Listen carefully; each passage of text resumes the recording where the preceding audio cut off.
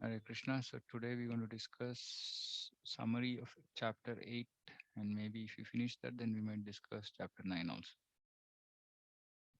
Okay.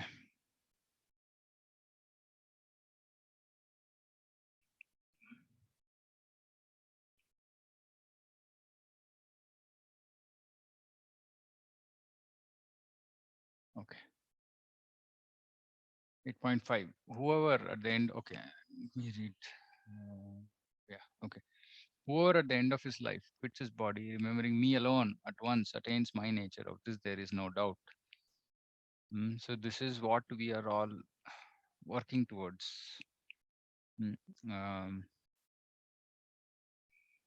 so there's one of the Alvars are great kings and devotees who ruled southern India at one point in time. So one of them, Kulashekar Alvar, he actually sings um, Krishna Tvadiya Tava Pankaja Pancharantam Adyaiva Me Vishatu Manasa Rajahamsa Prana Samaye Kafavata Pittai Kantavarodhana Vidau Smaranam Kutaste. So he's describing what is the situation at the time of death, saying whole system will be full of kapha, pitta, everything would have increased. Um, so I won't be able to speak anything at that point of time, oh Lord. So he's praying to the Lord, saying that now my health is good. I'm in a healthy condition. So please take me at this point of time only, so that I can quit my body, remembering you. Um, but we have to understand that irrespective of what is the state of what is our state at the time of death, whether we will have a natural death, we'll be deceased, be whatever, right? Whether it's a good time, whether it's a bad time, it doesn't matter for devotees. If we have sincerely served the Lord throughout our life, served Guru throughout our life, served Srila Prabhupada throughout our life, then basically by their mercy, um, Bhagavatam says that actually Krishna will make sure that we will remember him. He will give us the remembrance. We don't have to worry that, oh, how will my state be at that time? No. Um, because at that point of time, the body's condition is so bad that it's generally very difficult to think about anything. But Krishna assures, saying that, one who has actually served him throughout his life sincerely, he will give the remembrance. And whatever, so if you remember him, then we attain his nature, which means that we give up this material body and we take up our spiritual body and serve him. Of this, there is no doubt. Krishna is saying, don't have to think, worry about it or have any doubts. Continues the same logic, and he says, whatever state of a being one remembers when he quits his body, that state he will attain without fail. So if we think about Krishna, then we achieve Krishna. If we think about material world, then we will come back to the material world. If we, I mean, and generally, it is said that man thinks about woman like husband thinks about wife. So he becomes wife. He becomes a lady in the next life. Wife thinks about husband, so lady becomes man in the next life, and this is just going on. Mm. It's all because of family attachment. So we should understand we should not be attached to. We discussed this before also. At the material level, we should not be attached to people. We should be attached at the spiritual level, knowing that everybody is part and parcel of Krishna. Uh, and more importantly, we should not have any material attachment, because of which we will think about that. Normally, um, people are very worried, especially if male is leaving his body. He will be worried, okay, who will take care? Or anybody who's running the house, if they have to leave their body, then they'll think, oh, who will take care of the family now that I'm gone, this, that, and all that, and they'll be completely submerged in that worry, anxiety. um, we are not the ones who are taking care of our family. It is Krishna who is taking care. So we have to give up all these false designations, false misconceptions about our importance in this world, or you know and so on and so forth. And definitely, we heard in the Shastra also, somebody who's too attached to his wealth, he kept coming back. Even though Narada Muni wanted to take him to Vaikuntha, he kept coming back. He was a rich man, then he became son of a cobbler, then he became a dog, then he became a snake, because he wanted to just protect the wealth that he had created. So anything, any little material attachment, material attachment will bring us back. Because we will think about that state, about that at the time of death. So we should not be attached to anything but Krishna. Mm. So even if we think about anything, we can think about devotees, we can think about Guru, we can think about Srila Prabhupada, we can think about Krishna. Mm. And that is auspicious, but not thinking about material things. So throughout our life, we should live with um, this mood. Therefore, Arjuna, you should always think of me. Now, Krishna is saying how we should think. Now he's saying, you think about me at the time of death. Now he's saying how you should think. So he's saying, Arjuna, you should always think of me in the form of Krishna. Hmm? Because we can think of Krishna also in the form of 400 Vishnu. But here Krishna is telling Arjuna, because Arjuna is in Sakya, is in friendship, relationship of friendship with Krishna. So Krishna is saying, you think about me in the form of Krishna, and at the same time carry out your prescribed duty of fighting. So this is how. So he's saying, how will you remember me at the time of death? You do your duty, think about me as Krishna throughout your life, then you will come to me with your activities dedicated to me. Activities dedicated to me, we already discussed in the chapter on Karma Yoga. That means that we offer all the results to Krishna, and your mind and intelligence fixed on me. Mind and intelligence, fixing mind and intelligence on Krishna means trying to remember Krishna's instructions. That is how we fix our mind on Krishna's instructions. And intelligence, when we have to put those instructions into into use, into when we have to apply those in our life, then we have to use our intelligence. So both mind and intelligence has to be fixed on Krishna. But our mind and intelligence is fixed on material things now. So we have to gradually purify this and make sure that mind and intelligence become fixed on Krishna. So Krishna is saying, if you live like this, life like this, you will attain me without doubt. All our activities, we should make Krishna the center. Mm. If we can, then if we cannot directly work for Krishna, we work in the material world. We offer the results to Krishna. Mm. We use Krishna's money that Krishna has given in promoting Krishna consciousness, in distributing books, in inviting other people home, and doing kirtan and distributing prasadam, etc. So by living like that with mind and always mind, intelligence, it should always be thinking about Krishna service.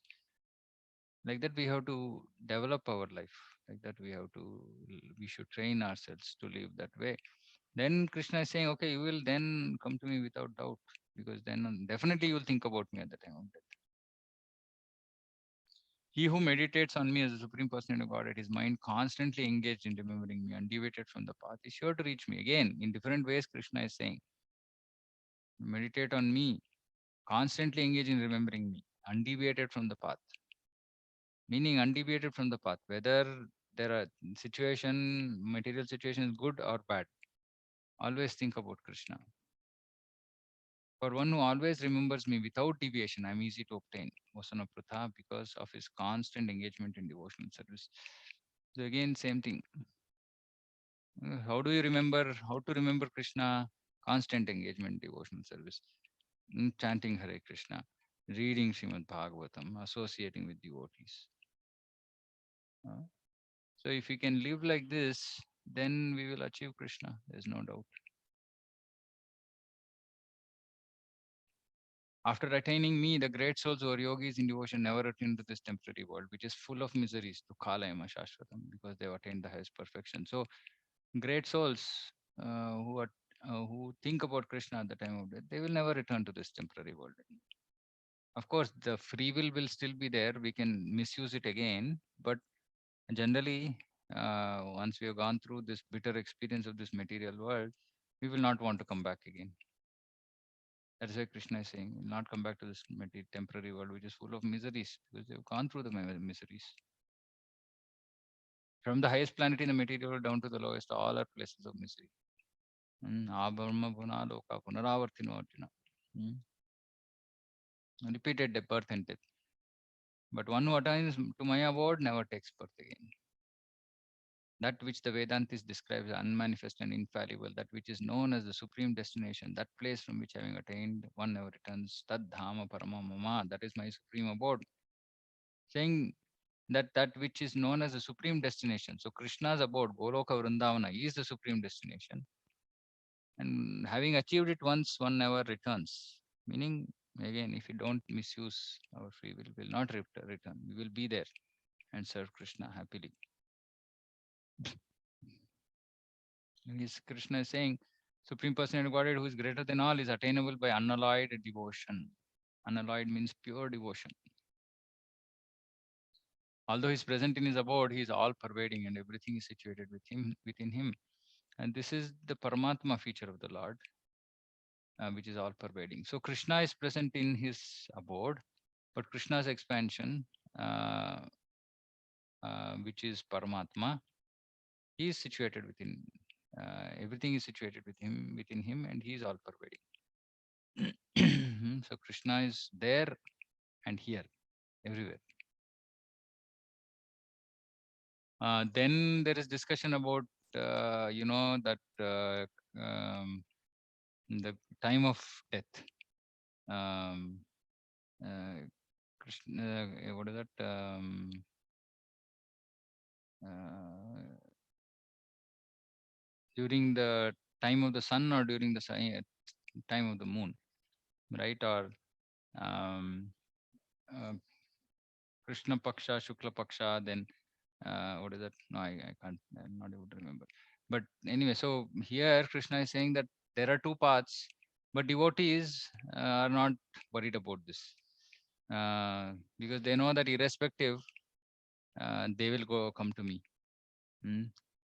So they are just fixed in devotion. They are not worried about, okay, what time will I die? Will I die during the day, during the night, during this time, that time? They are not very concerned about that. They are just fixed in devotion. So, a person who accepts the path of devotional service is not bereft of the results derived from studying the Vedas, performing sacrifices, and undergoing austerities, giving charity, or pursuing philosophical and fruitive activities. Simplify by performing devotional service, he attains all these, and at the end, he reaches the supreme eternal abode. Like Krishna is saying, see, while all these other, there are so many processes to achieve Krishna, but um, some of them are give only certain results. Like for example, if you do Veda Dhyana, then we cannot necessarily achieve Krishna, but we will achieve the results of having studied Vedas. If we do some sacrifice, we'll achieve that um, result, and so on and so forth. But we will not achieve Krishna. We will not achieve Krishna's supreme abode. But by uh, 1 second, somebody is asking for link. But by engaging in bhakti, what happens is one achieves those other results also, achieves the results of doing study of Vedas or undergoing austerities, charity, etc. They derive benefits of all those, and at the end, they reach supreme eternal abode. So devotional service is so powerful that it will actually, Prabhupada also writes elsewhere, saying that it gives us materially also devotee is happy, spiritually also he is happy. Materially he is happy means, of course, once we go through our whatever mm, mm, karma phala that we have to, prarabdha that we have to suffer, Krishna that also mercifully reduces that suffering, but we undergo that, and then but even while undergoing that, we should be happy, which is difficult, but we should try. We should try. But at the end, anyway, we will reach the supreme eternal abode. So devotional service gives us benefits of everything. That is why um, Prabhupada told once saying that many devotees in ISKCON will go to the heavenly planets, because when we do devotional service, we get all this like punya phala, which is so powerful that it will take us to the heavenly planets. And then I was reading 10th canto, one of the purport Prabhupada was saying that those who are interested in doing bhakti, they go to the heavenly planets, and from there they actually can come down to participate in one of the, like when Krishna appears in the material world, Krishna avatar, when Krishna himself comes down, um, actually lot of the demigods, meaning people from the heavenly planet, they come down to be born in the families of Yadus and Vrishnis. Prabhupada says that these are those devotees who went to the heavenly planet because they did not complete their quota. So then, but they made further progress, and now they are being called to serve the Lord. So that, in the association of the Lord, they will serve, and then they will go to Goloka Vrindavan. So that's also possible. So devotional service either way, I mean, it's super powerful. It'll only give us superlative results, which no other path process will give us in this material world. So come what may, we should just stick to devotional service, and somehow in the association devotees somehow struggle, carry on, go on, be fixed in devotional service.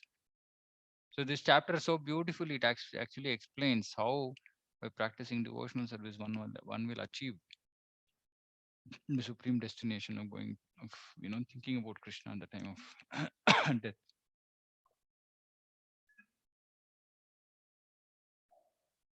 So when we read chapters like this, we feel like, wow, okay, this is nice. We can actually achieve perfection. Okay, any questions on this?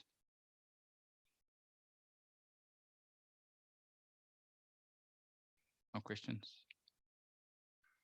Okay, chapter 9. Now in chapter 9, okay, some message. Chat message. Can one do since all of his life and remember Krishna time of death will go to Krishna's abode? Yeah, theoretically yes, but why would that person who wants to think about Krishna sin all his life? And if he's sinning all his life, why will he think about Krishna at the time of death? While technically it is possible. Technically, what you're saying is possible. Like for example, Ajamila. But he, at some point of time, he was in the early stage, he was pious. Then he lived sinfully. But then at the end, he called Narayana, and then he was protected. Mm. Um, and if a person is pious all his life and doesn't remember Krishna, see, pious, yes. If he's not Krishna conscious, if he's just punya, if just doing punya, like good work, then yeah, urdhvam gachanti sattvasta madhya tishtanti rajasa adho gachanti tamasa. He will come back. He will get a human form of life, better than getting animal form of life. But that's useless. As in, yeah, we come back here again, go through the same struggle. So we should at least not think about punya or papa. We should think about Krishna consciousness. Krishna consciousness is neither punya nor papa. It is akarma. So it is the best thing. Even if you don't achieve perfection, it is still the best thing for us. Okay. Chapter 9. Supreme Personality of Godhead said, my dear Arjuna, because you are never envious of me. This is very important. How do we understand this? Never envious of Krishna. Never envious of Krishna means, what is envy of somebody? We look at somebody and say, oh, this person has so much money. Why don't I have? That is envy. We are envious of Krishna because Krishna is the only enjoyer, but we are also trying to enjoy. Saying, why Krishna? Of course, this is not explicitly there in our mind, but we are thinking, why Krishna alone should enjoy? I will also enjoy. This is envy of Krishna. But Krishna is telling Arjuna, you are never envious of me. So you are never trying to enjoy independent of me. So I shall impart to you this most confidential knowledge. Most confidential knowledge is about Bhakti Yoga, knowing which you shall be relieved the miseries of material existence. So if we come to know about the glories of Bhakti Yoga, then it should actually relieve of the mysteries of material existence. Because we should actually understand that I am not this body and I'm soul, and that I should be engaged in the service of the Lord, and this is eternal. After giving up this body, I will go to Goloka and serve him. So when I came into Krishna consciousness, when I heard all this, I said like, wow, I mean, amazing this is, right? So there is really no material misery because we are not this body at all. What is the question of material misery? Mm. But then somehow we keep falling into this ignorance every now and then. That is a problem. But if you can remember this and remain in this on this platform that I am not the body, then there is no material misery because all material misery is for the body. This knowledge is the king of education. Rajavidya Rajaguhyam Pavitramidam Uttamam. Hmm? Pratyakshavagamam dharmam susukum kartumabhyayam. This knowledge is the king of education, the most secret of all secrets. This knowledge, confidential knowledge, which is about bhakti, it is the purest. And because it gives direct perception of self by realization. Okay, what does this mean? Direct perception of self means that by engaging in devotional service, we actually can understand that okay, I am the soul, because soul becomes happy, right? And we understand that it's not connected to anything material. So we actually understand, okay, yes, I am the spirit soul. And this activity of devotional service is natural to me. So I will engage in that. It is a perfection of religion. It is a perfection of religion because all religion is supposed to teach this only: love of Krishna, love of the Supreme Lord. This is what all religions have to teach. But due to vested interests, different religion does different things, unfortunately. And Krishna is saying it is everlasting. It is everlasting. It doesn't end, or you don't lose anything. And it is joyfully performed, isn't it? When we engage in the service, in Krishna's service, it is joyful. There is no misery in that. But as soon as we stop Krishna's service, then there is misery. Hmm. So Krishna is saying you should be faithful in devotional service. So here in 9.3 is saying those who are not faithful in devotional service cannot attain me. So Adav Shraddha. So first thing is Shraddha, faith. Uh, so one who does not have faith, then they return to the path of birth and death. So we should have faith. By doing devotional service, I will go to Krishna. I will not come back to this material world. I will achieve perfection in this life. I will hope that Krishna will give me that mercy. We should have that. And we should also know I'm not qualified. Not that I'm such a great devotee that Krishna is going to take me. No, I'm not qualified. I'm fallen. I'm not doing anything properly. But still, I hope that Krishna will give me some mercy.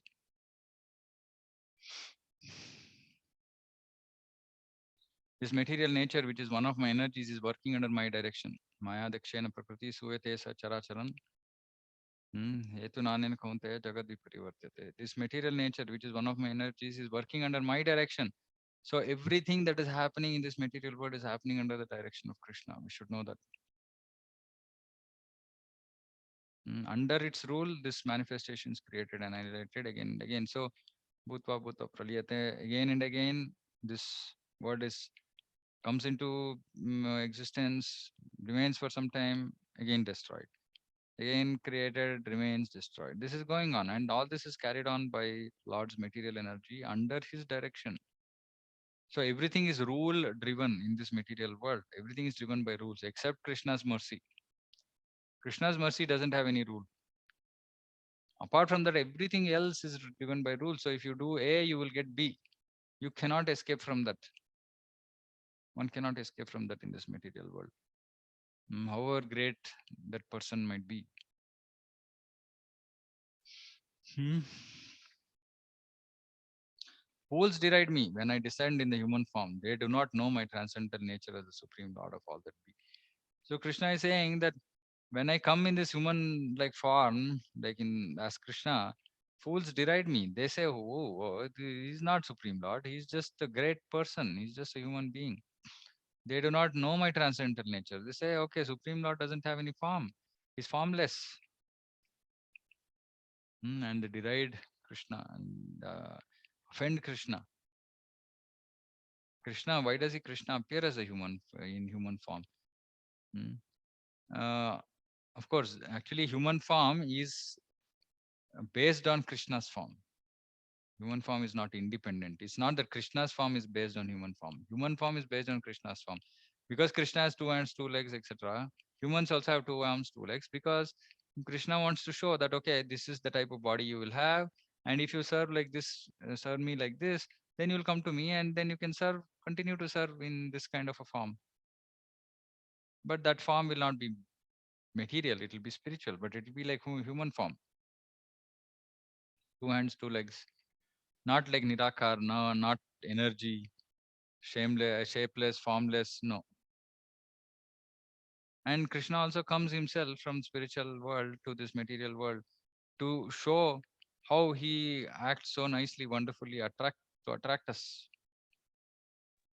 In 10th canto, Parikshit Maharaj says that he has been hearing Bhagavatam, 9 cantos are over. He says, okay, Lord's pastimes were wonderful, but this Krishna's pastimes, and he specifically says Krishna's childhood pastimes are so attractive that it will attract anybody. Mm. Even those who are not interested in hearing all this, when they hear about Krishna's childhood pastimes, they get attracted. So Krishna comes here and behaves like one of us just to attract us, right? No other, he doesn't have to be that. He doesn't have to um, uh, be like that, right? He doesn't, I mean, it's his prerogative. What form he wants to take, it's left to him. And he that form, prefers that form, right? Uh, so we should understand that it's his prerogative, it's his independence. He can decide to do whatever he wants, but he's the supreme lord. Mm. So they do not understand the transcendental nature of Krishna as the supreme lord. They just think that okay, he's some ordinary man or some great man.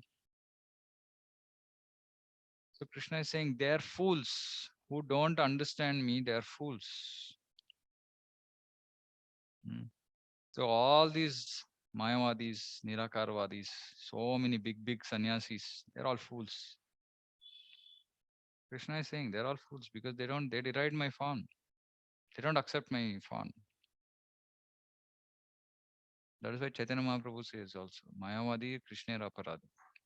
Mayavadis are offenders at the lotus feet of the Lord because somebody who has such a beautiful form, they just say that no, he doesn't have any form. He's formless. It's offense. Lord feels bad when somebody tells that you don't have a form. They're offending. And these Mayavadi philosophers, they also, because in their process of whatever they're doing, they also think that Krishna or the Supreme Lord temporarily takes some form and he comes and does some of these pastimes. So they also talk about these pastimes and they maybe do a good job, better job of narration than many of us.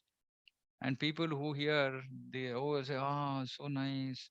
He's talking so nicely about these pastimes.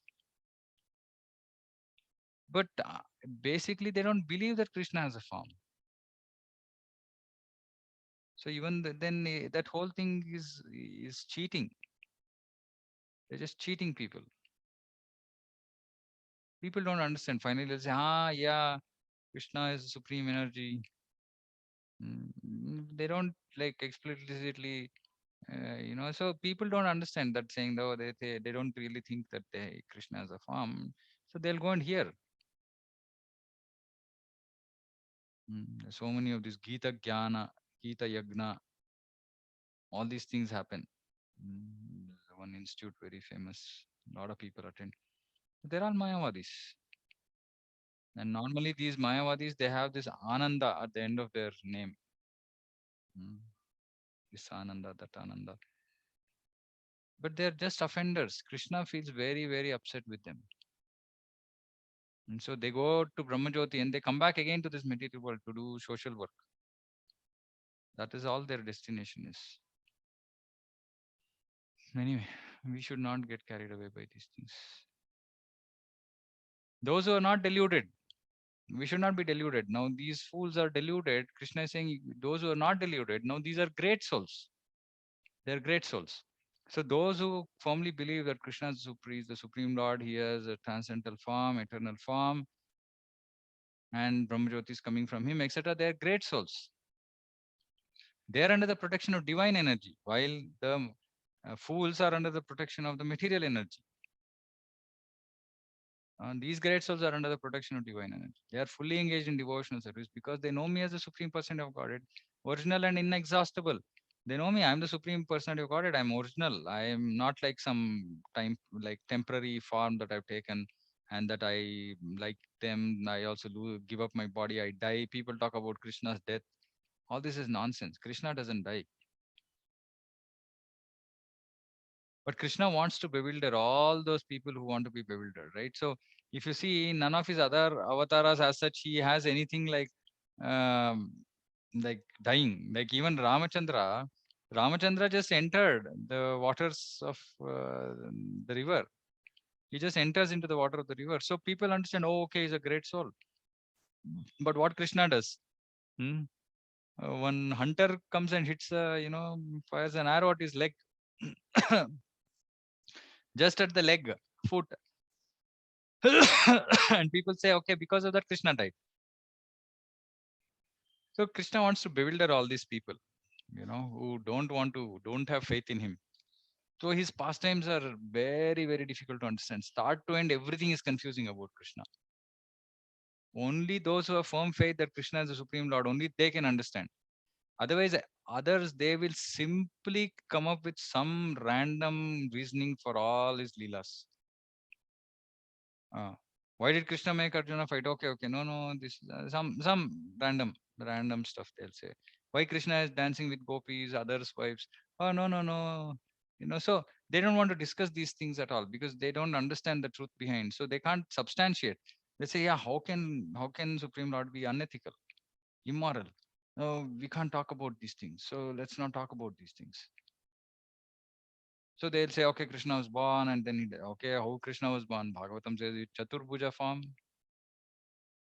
How can then Krishna take birth? Is there any Chaturbhuja form that takes birth? So they can't understand, they can't explain, they can't reason Krishna's pastimes. Mm.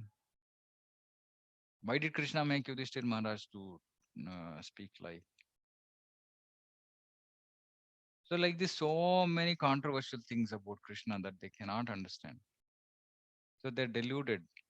They cannot understand Krishna. That is why we should hear Krishna's pastimes from Acharya, Srila Prabhupada. Only then we can understand him. Otherwise, most of these, I mean, when I came into Krishna consciousness also, I was like so bewildered. Oh, how do I understand all this?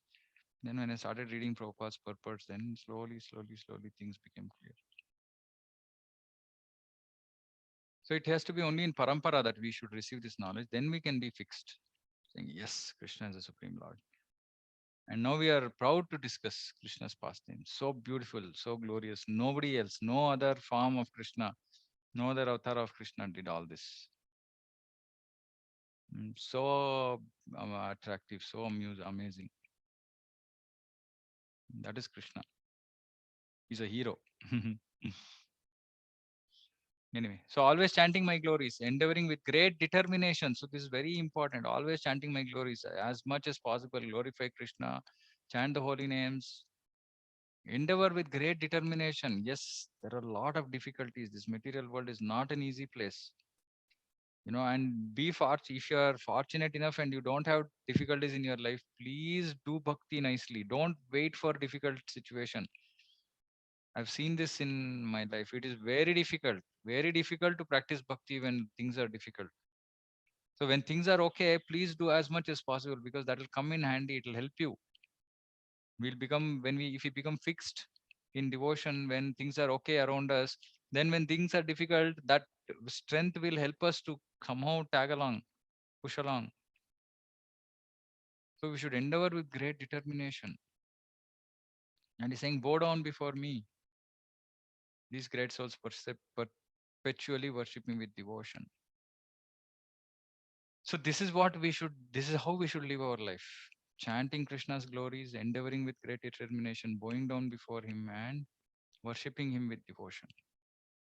Manmana bhav mad bhakto. When they have thus enjoyed vast heavenly sense pleasure and the results of their pious activities are exhausted, they return to this mortal planet again. Okay, so this here Krishna is talking about those who go to these heavenly planets for sense enjoyment. What will happen? If they are not devotees, then they will exhaust all their punya, then they come back again. Those who seek sense enjoyment, but they are into the principles of three Vedas, achieve only repeated birth and death. So somebody might say, I follow Vedas perfectly. No problem. You will just be stuck in this repeated birth and death. Even the Vedas don't give a very clear path to get out of this material world. Just imagine how fortunate we are that we've actually got to the essence of all the Vedas, billions of verses, the Sara, the substance of all that is Krishna Bhakti. And we've got that. It's just amazing. Otherwise, we just keep roaming around in this material world, this for this form of life, that form of life, heavenly planets, lower planets, Earth, just keep going. Same thing, puna puna charvita charunana. Again, chewing the chewed. Same thing we have lived. If anybody thinks that whatever things, actions that we are doing in this human life, we have not done before, we are in illusion. We have done this countless times. The activities that we are doing today, we have done this countless times. Just because we don't remember any of them, we think we are doing it for the first time. And Vedas just encourage people to do this. Of course, hidden intent in the Vedas is to bring people to Krishna consciousness. But those who get stuck in karma kanda, upasana kanda, sense gratification, they will just keep roaming up and down in this material world, which is anyway so temporary. So it's like it's like we are just living a constant life of dreams, meaning we are not getting up at all. We are simply sleeping and sleeping and sleeping, and one after another, we are just seeing one dream after another. That's all. It is only that much important, this material world. It's as important as our dreams. How important is our dreams? When after we get up, we just forget about it. I say, oh, what nonsense was that? What was I thinking? That's all. So this whole world is simply nonsense, and we are stuck here. And only when we wake up, we will realize, oh, why was I even there? Why did I go to this miserable material world? But when we are here, we keep thinking, oh no, this is so nice. Yes, I have to be here. I have to do this. I have to go there. I have to purchase this. I have to purchase that. I have to go to this place. Go to that place. So many material desires, all just to bring us back to this material world of suffering. But those who always worship me with exclusive devotion. So exclusive means very clear. Mamekam, also Krishna says, 18th chapter. Exclusive, meaning no, okay, 50% for Krishna, 50% for somebody else. No. No Monday one God, Tuesday one God, Wednesday one God. No. There's only one God, Supreme Lord Krishna. That's it. Exclusive devotion. Meditating on my transcendental form. So whenever we get a chance, if we get chance, we should make time for this. When we think we don't have anything to do, I don't feel like reading. I don't, I just think about Krishna. How do I think about Krishna? Two ways to think. One, we can imagine based on how Krishna has been described in Shastra, like not imagine as in picturize, or we can look at Radha Madhav for me, or some devotees like Radha Sham Sundar, whatever is your favorite. form, DT form of the Lord, just think about that form. And we should meditate on the transcendental form, and it's so beautiful actually. Just think about Krishna's form, and there's happiness that enters the heart. And then again, we drop that, and again we turn around. Again, this misery of this material world comes to right. So we should always think about Krishna, worship Him with exclusive devotion. And Krishna is saying, Ananyas chintayento maya jana paripasate tesham nityabhiyuktamam yogtanam yogakshemam vahamyam. So he's saying, I will carry what they lack. I will preserve what they have. Yoga kshemam, yoga and kshema, both I will take care. So what is our work? Krishna's work is that he will take care of us, provided we always worship him with exclusive devotion. We meditate on his transcendental form. We are just engaged in service of Krishna. He will take care of us. Actually, literally, I mean, if you have faith in Krishna, we don't have to worry about taking care of ourselves. We just simply engage in his service. But maybe we don't have so much faith in Krishna, which is okay, which we will develop in course of time, which we should develop. And Krishna is talking about exclusive devotion because you are also saying, okay, there are other gods, there are devotees of other gods. Those who are devotees of other gods and worship them with faith actually worship only me. They might be worshipping some demigod with faith, but they're worshipping only me, but they do so in a wrong way. Abhidhi Purvakam. So this is why we ask devotees not to worship other demigods, because Krishna is saying it is wrong. You should not worship other demigods because they're just administrators. They're under my control. So you worship me, indirectly worshipping everybody. Hmm? So this is very important. Have faith in Krishna alone. That is enough. We don't need anybody else in our life. We just worship Krishna. That's it. If one offers me with love and devotion, patram pushpam phalam toyam yome bhaktya prayachati tadam bhakti upartam ashnanmi prayatatmanaha. I will accept it.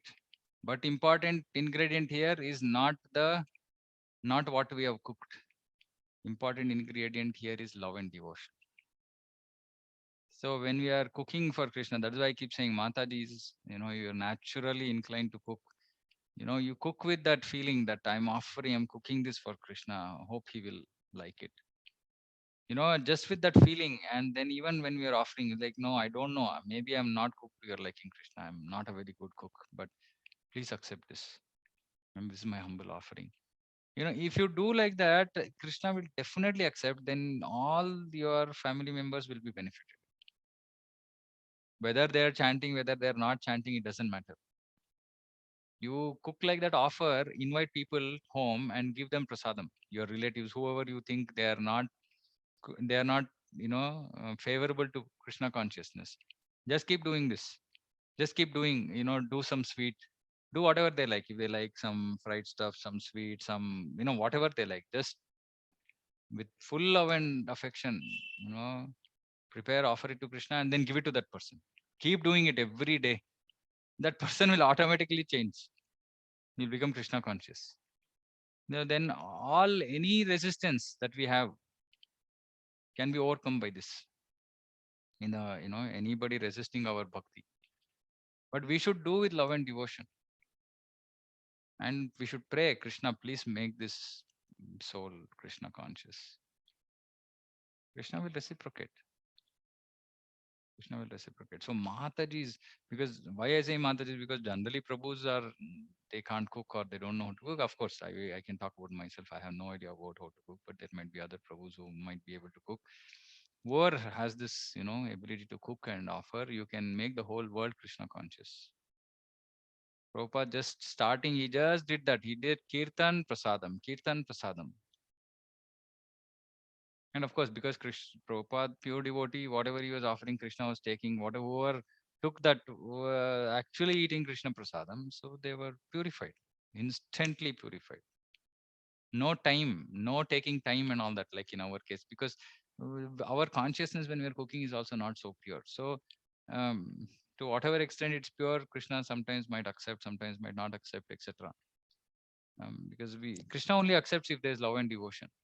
Otherwise, he will not accept. Otherwise, he'll be accepted by Narayana and Lakshmi, not by Radha and Krishna. Only if offer with love. See, we should understand one thing, right? With Krishna means anything has to be done with love. No, as a matter of rule, I'm doing this, Krishna, I'm offering you. Said, okay, thank you. I don't want your rule. So we have to do with love and affection. So the other thing is also, this is also karma yoga. Whatever you do, whatever you eat, whatever you offer or give away, whatever austerities you perform. So whatever you're doing, do it as an offering to me. Or you're doing work, you say, okay, Krishna, I'm offering this result to you.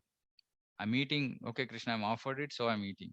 Whatever you offer, so you're giving somebody something, it should be an offering to Krishna. You want to do dana, charity, give it for Krishna. Don't give it to some worthless person. You're doing austerities, do it for the pleasure of Krishna. Everything it should all be for Krishna, for his pleasure. And then Krishna is saying, verse 29, I envy no one, nor am I partial to anyone. I'm equal to all. So this took me a long time to understand this. While Krishna is saying I'm partial to no one, um, he's also partial. Okay. So he's partial to no one in the sense that ye yatha mam prapadyante tam sateva bhajamyam. So to the extent we surrender, we depend on him, we want him to take care of things, to that extent he will reciprocate. Mm.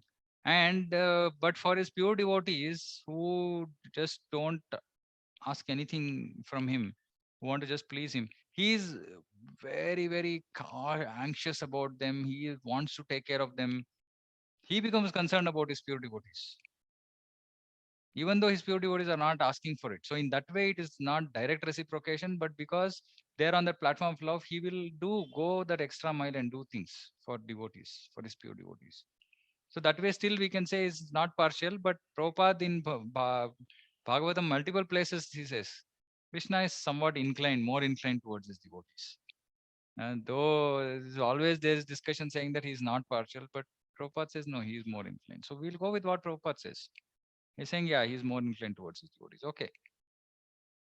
But he's equal to all in that sense that if he doesn't have any bias saying that, okay, this kind of person cannot become my devotee, or somebody born in this country cannot become my devotee, or see this person, offended me before, so he cannot become my devotee. No, Krishna doesn't have any such conditions. He is open. He is like, that so merciful father. He's just ready to accept all our mistakes. Whoever renders service unto me in devotion is a friend, is in me, I am also a friend to him. So Krishna here in general, he's saying that anybody who does devotion to me is a friend. Hmm. So that means that underlying relationship we can have with Krishna is of friendship. But we should also understand saying that, that I don't really, I am not qualified. So knowing that Krishna is a friend, but knowing that we are not qualified, we can also be situated in dasya, saying, okay, I will serve him. Like I know he will think of me as his friend, but I will serve him as, but Krishna is saying here, you think whoever renders service me in devotion is a friend, his friend. He's in me. He's in me means he's always thinking about me. He's not lost me at all. I'm also a friend to him. Not just that he's not one way relation. It's not like he is only just saying, Krishna, yeah, I'm your friend, I'm your friend, I'm your friend. Krishna is saying, no, I'm also his friend. Just not that he's only saying he's my friend. No, I'm also his friend. So beautiful. See, Lord, Supreme Lord is coming down and he's saying, you do devotional service to me, you're my friend. How nice. I mean, who will come and say this? Hmm. That is Krishna. I mean, he's just every quality of him is amazing. Even if one commits the most abominable action, if he's engaged in devotional service, he's to be considered saintly. So this Krishna is saying that especially in Kali Yuga, we might be engaged in devotional service, but we might do some mistakes once in a while. Uh, but if one is engaged in devotional service, that person should still be considered saintly, because he's properly situated in his determination. He quickly becomes righteous and attains lasting peace. That means that he will endeavor to come out of that nonsense of whatever wrongdoing that he is doing. He will endeavor to come out of it. So Krishna is telling Arjuna, saying, you declare my devotee will never perish, which means that I will never give up my devotee. Once he has become my devotee, irrespective of what he does subsequently, I will not leave him. I will somehow pull him back. That is Krishna's promise. Hmm? So he will pull us back as long as we are not wanting to be sinful. Just because of previous karma, we might end up doing some wrong things, but we should feel repentant, and we should try and pray and hope that we will come out of it. Such a devotee Krishna will never give up. Such a devotee will never perish. So beautiful. See these chapters, in Bhagavad Gita, Krishna talks like, Krishna is directly talking to us, telling us how he thinks about us, if we are engaged in his service. So he is saying further, those who take shelter in me, though be of lower birth, women, Vaishyas, Shudras, can attain the supreme destination. We have discussed this. All Kalau Shudra Sambhavaha, every human being in Kali Yuga is a Shudra. So before, like generally women get upset saying why women is considered lower birth. Shudras are men and they are considered lower birth. And in Kali Yuga, everybody is Shudra. So there's no bias here. But in previous yugas, Shudras were lower birth, women were lower birth. Kshatriyas, mainly it was Brahmanas and Kshatriyas. They are the higher birth. Everybody else is lower birth in the society. Hmm. But Krishna is saying here, even if these people of lower birth, if they take my shelter in me, they will also achieve supreme destination. So nobody can be left out of devotional service. Nobody can be left out of devotional service. So Krishna is saying, having come to this temporary miserable world, you don't have any option. You can't get out of this. You can't escape from this. So since there is no easy route out, engage in loving service unto me. This is the best thing you can do in this miserable material world, is engage in loving service unto me. Engage your mind always thinking of me. Become my devotee. Offer obeisances to me and worship me. This is what we have to do. Being completely absorbed in me, surely you will come to me. So Prabhupada has given us, our acharyas, they've given us the essence, I mean, the practice that will map onto all these instructions. The way they have given us Krishna consciousness, if we follow it properly, then we will achieve this. See, just think about this. Engage your mind always in thinking of me. Yes, we think about the beautiful form of the Lord. We'll be thinking, okay, how to dress the Lord, what ornaments, etc., etc. Or we are thinking about Krishna's instructions, or we are thinking about Krishna's devotees. That is all included in thinking about Krishna, because Krishna means Krishna and his devotees. Then become my devotee. Then Krishna is saying, you become my devotee. Follow whatever I'm saying. Offer obeisances to me. So whenever we see Supreme Lord, we should offer obeisances. Whenever we see devotees, we should offer obeisances and worship me. Whatever, if we have an altar at home, then we worship. Then otherwise we go to the temple and worship the Lord. Worship the Lord. So simple. And we are doing all this in our Navavidha Bhakti. We are doing all this. And we should be completely absorbed. So this absorption is what will take time. This is where we are stuck. We are absorbed in material things. That material absorption has to happen for Krishna. We should get absorbed for Krishna, in Krishna. Then we will surely come to him. Then there is no doubt. So beautiful. I mean, that is why these chapters I really like reading these chapters, because first 6 chapters are more heavy on karma. Do your work properly, offer results to Krishna, tolerate, uh, mm, be equipoised, uh, mm, don't desire results. So all these kind of practical things. But here we'll understand. Okay, if we do all that, what will happen? Along with that, we engage in bhakti and we will achieve Krishna. And 12th chapter is even like out, really out of the world. I mean, Krishna so nicely describes those devotees who are very dear to him. And that should become our goal. I want to become like that. I want to become like one whom Krishna um, will like. Hmm.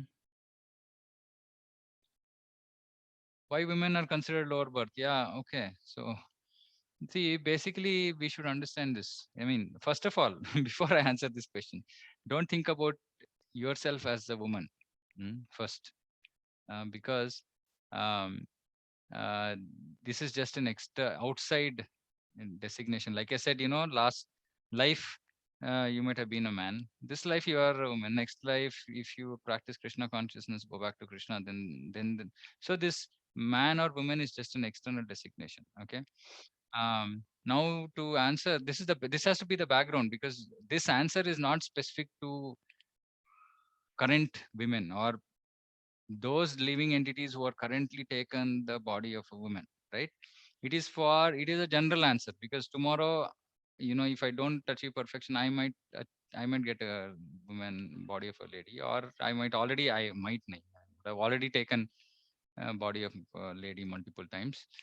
So one thing we have to understand, um, Mata, Pita, Guru, yeah, they are Guru, but the whole point is that, see, in the Vedic way of life, um, okay, I will give some. I mean, I'll have to answer in a way that that's why I'm saying, please don't take it personally, because if you take it personally, then you will not like it, right? But this is Shastra, so I'm just saying. Um, one thing is that generally women are very emotional and very attached to material things, specifically family. Very very attached to family. Um, there is no. I mean, generally, um, in the Shastra, men have the opportunity for not marrying, but women cannot not marry, because it is the dharma of stree to get married and be under the protection of either father, husband, or child or son. Um, so there is no chance of taking up the sannyasa. There is nothing like sannyasa for women. Second is, in the Vedic way of life, where purity is of utmost importance. There are certain period in the month when women cannot worship. So this is not considered auspicious. So there are so many things in the way the body of a woman is being designed, that it is not as ideal for serving Supreme Lord. Having said that, in Kali Yuga, these differences, that is why I said, in Kali Yuga, these differences are somewhat not taken so seriously, because the path of bhakti is not very much based on Vaidi, on Veda. It is more based on what is called as Pancharatra. So, and there is no restriction. Nobody says that, and in fact, Prabhupada says in Bhagavatam, saying that actually it is women who congregate more than men when it comes to religious things. Like, I mean, simple example is our classes, right? How many women are there? How many men are there? So it's, while there are some inbuilt, we can say, mm, uh, so-called weaknesses from the Vedic viewpoint, but generally women are actually also have that faith, and they trust things. Uh, but at the same time, previously it is also said that women also get misguided, meaning if somebody so very emotional, so they may not generally use a lot of rational. So these are all various things that are given in Shastra. Women are considered have to take guidance of the husband, because husband is considered as the guru, spiritual master of the whole house, while women is the mother is considered as the spiritual master of the child, but the father is considered as spiritual master of everybody in the house. Father has to be qualified. He should know Shastra, he should know way of life, he should know goal of life, what needs to be done, etc. And such people. right? So it's not, it's relative position, right, in the society, and it is done for a specific reason, etc., right? So um um yeah, I mean, let's not get into this. I mean, we have nothing against women. This is what Shastra is saying, right? Shastra says that there are certain so-called deficiency or so-called differences which will make them slightly inferior. Again, I don't want to go into this discussion. Please read Prabhupada's books, so you will understand. Because, like I said, we take this very personally. So normally, when this question comes, I prefer to remain. Because it's very difficult to understand, because if I am in the in the body of a woman, a lady, then I feel offended, and that is again on the material platform. So you please read Srila Prabhupada's books. He more, I mean, I am not maybe capable of explaining this that well.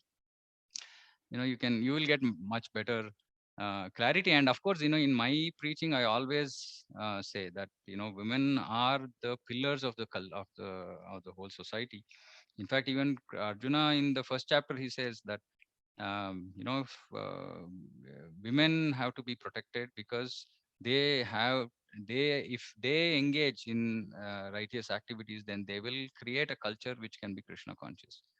um, and the other way around will completely destroy the society, right? Which is what is happening slowly and steadily, right? Like, if we see one or two generations before, or even I mean, if I look at my own mother, and she was so dedicated to taking care of family, house, children, etc.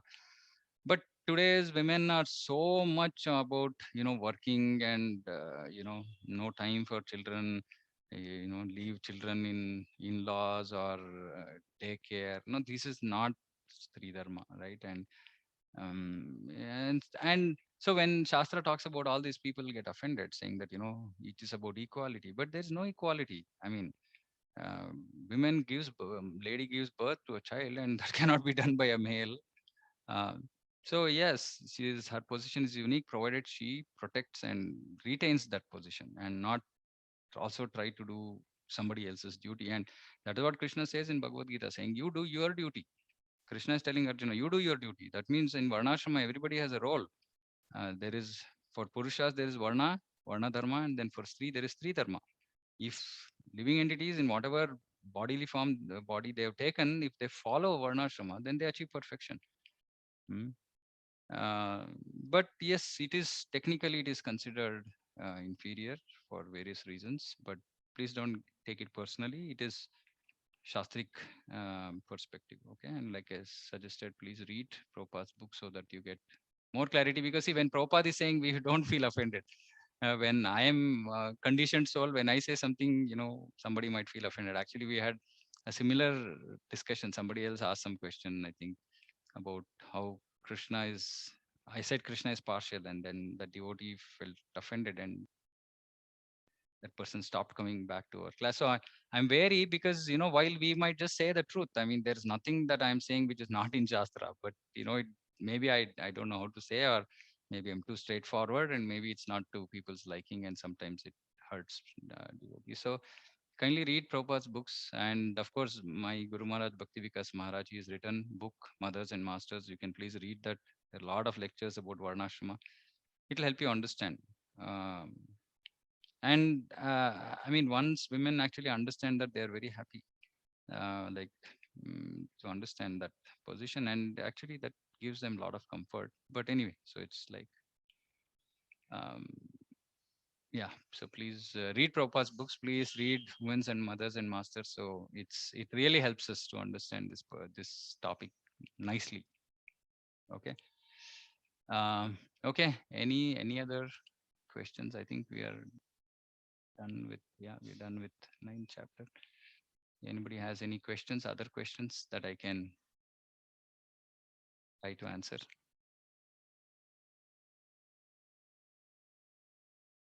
Okay, so please read these. I mean, I will also send these slides, because these slides are, they can be, um, we can meditate on these slides. I mean, these are the most important instructions in Bhagavad Gita. Um, every line is important in Bhagavad Gita, but I'm just taken little more creamer, points. And So what will be good is that every day you go through one chapter summary. It should just keep remaining. I'll share the slides. I don't know, Shailaja Mataji, are you on our WhatsApp group, JP Nagar WhatsApp group?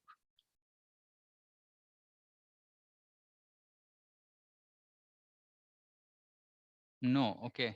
Can you share? I mean, if you're okay, we can add you to our group. Also, we have another group where we meet every Monday, Wednesday, and Friday at 8:30, and we go through in a lot more detail. We go through. Uh, okay, I will. Okay, you will add yourself. Okay, how do you know to add? Oh, you're not in WhatsApp. Okay. Okay. So, okay, then how do I send you the slides? Okay, fine. It's up to you. Just let me know. My number is 9986074691 in case you want me to send me your slides, send me the slides or something. Okay, so for others, I will put the slides on our WhatsApp group. On our study session, I'll put the slides. Um, yeah, and you kindly do one chapter a day. It's very powerful. I've done this before multiple times. It just helps us to, because we keep forgetting instructions of Krishna. We might remember some very salient ones like Sarvadharman Paritejam Amekam Sharanam Vraja. But apart from that, there are so many wonderful instructions that, and this whole attempt that I'm doing here is so that we can actually remember, recollect these, and yeah, I am not included Sanskrit shlokas and all because many devotees are not very comfortable. So it's just simple English that we can read and remember, and everything, and meditation, like Krishna is saying, mind on me, fix your mind on me. So this fixing mind on Krishna is meditating on his instructions. So I'll end here. There are no other questions, then we can end the session.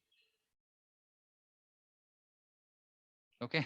Thank you very much for joining. Vancha kalpatarupyascha kripasindhu bhayavcha patitanam pavanebhyo vaishnavebhyo Gaura Bhakta ki jai. Hare Krishna.